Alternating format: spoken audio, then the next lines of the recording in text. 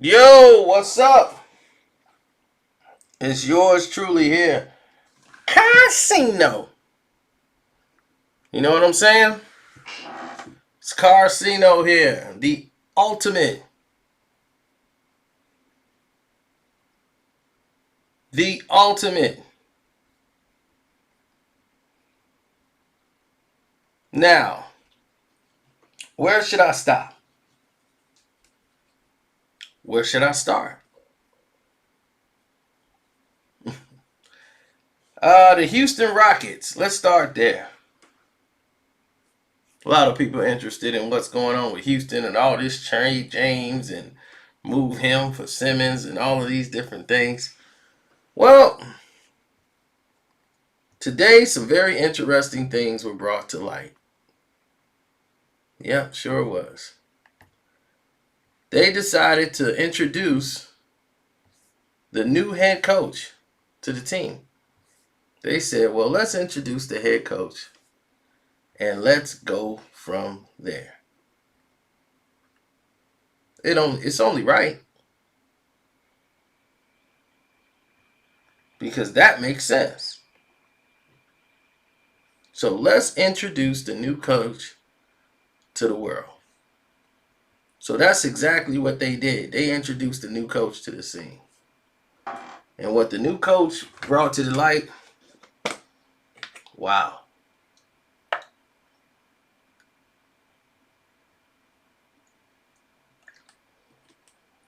Mm-mm-mm.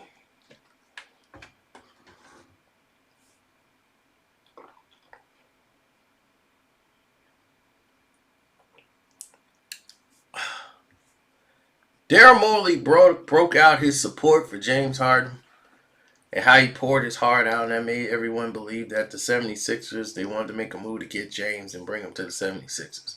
And I said, even if they parted ways, let's say they parted ways with James, it's like, why would you want Ben Simmons? You know what I'm saying?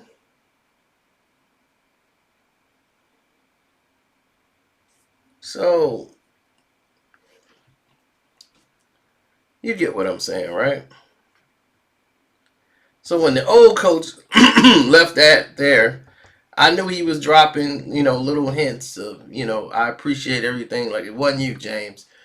We tried to get this thing done. So the man who was sitting on the Dallas Mavericks bench, who was basically the guy who helped out, you know, um, Rick Carlisle down there,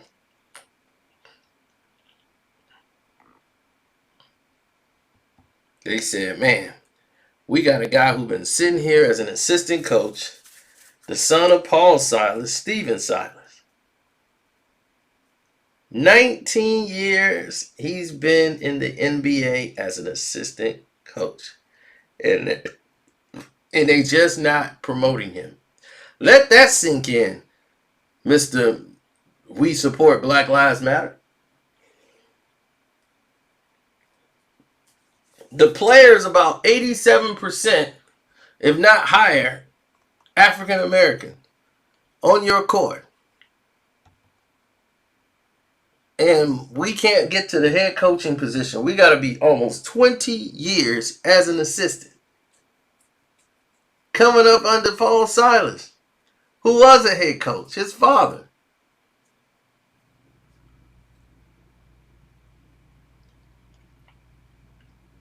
I wonder if Luke Walton had to wait 19 years. I don't think Luke Walton waited 19 years.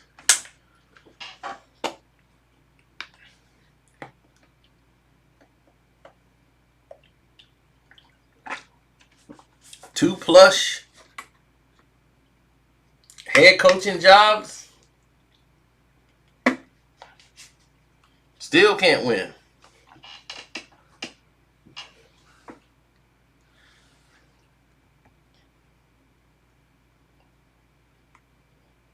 Mm. But anyway, that's not really why we're here. I just thought that it would be, best that I would bring that up so that people would actually know that before we move forward. But let's move forward, shall we?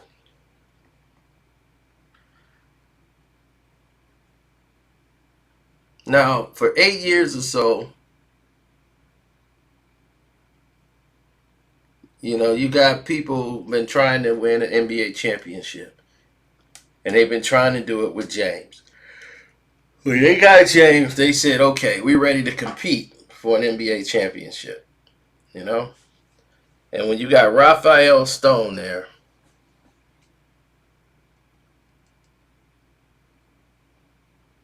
taking over for Daryl Morey, and Stevens, Silas there, they wanted to turn this around. They feel like this is the unit that's going to get it done. Stone, in case you guys don't know, he's in the front office. He's part of the staff, so he was there. He'll do a steady job, but Steven Silas is who they're going to really rely on. So coming right out the box, you're not going to try to shake up and start getting rid of everybody. Because if you start doing that, then you're already. I know what you want to say. Like, look, I want to build my own legacy, but you got to do that gradually, especially with a team that was on the cusp of going to an NBA championship. You just don't blow the whole thing up and just start from scratch. Now, the plan for this season is to rely on Russ and James again. But now Silas has got some plans that he want to add to it that he saw from the outside looking in. And he felt that he did in his whole pitch for the job that he knows he can probably fix and tweak. He sat down with James and Russ. When they brought him on, they sat down there and explained to them, what the role would be and what the goal is for next season. So it makes sense.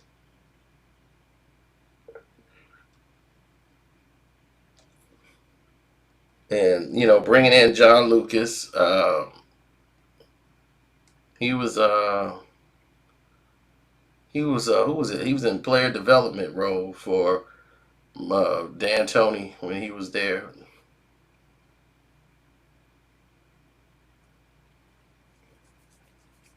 So he's not losing his job. They're gonna still keep John Lucas there. Um, well, he has a vision on what he wants to do. As far as just some little what he called tweaks to what they do that will kind of make it easier for them to get some baskets and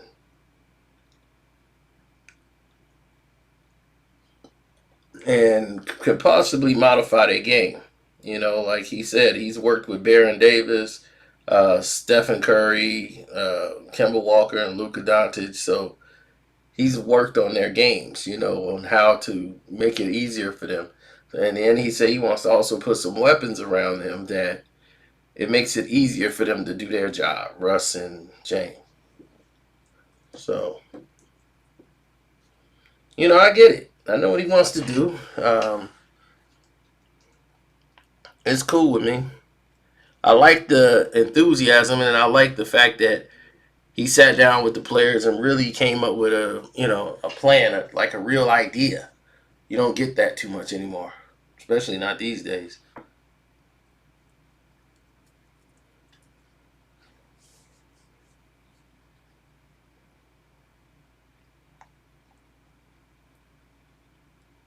Well, you might have a lot of people out there that just don't get it. That happens. Some people don't get it. They'd be like, look, I don't understand what Houston's doing. They need to trade him.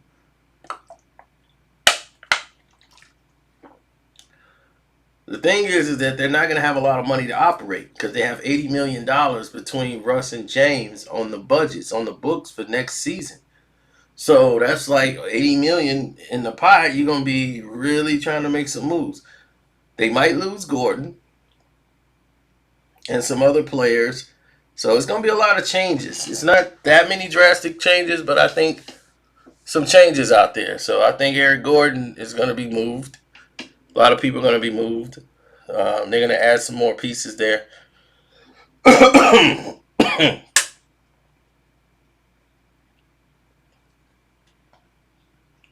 So we'll see in the next couple of weeks.